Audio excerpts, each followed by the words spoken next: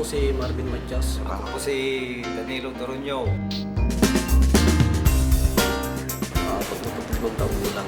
Taga Pangasinan, Santa Maria.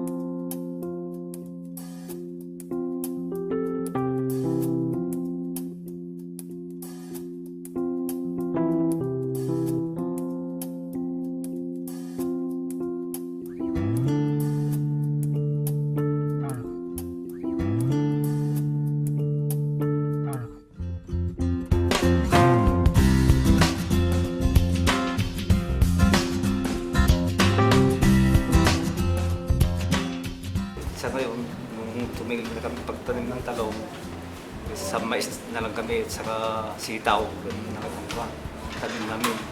Nagtatanim naman kami ng sa mais, saka okra, gano'n.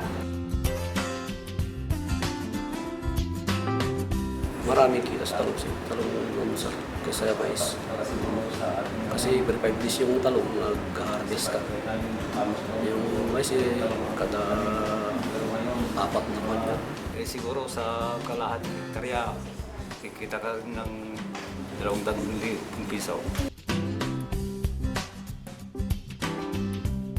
Mahirap magtanim ng talong, sir, kasi lahat ng agos. Saka yun, sir, yung fauna na agos di mo na mababawi. So, ngayon, kasi masyadong matakaw ng mga bakura, saka marami na sila. Ang pagkakaiba ngayon halos araw-araw pa nag-i-spray ng talong. Noon, isang bisis lang kada 5 araw. Kaya mas ano ang kita noon. Ngayon halos papunta na lahat sa gamot. Kasi po yung BT, bihira kang mag-spray ng insecticide.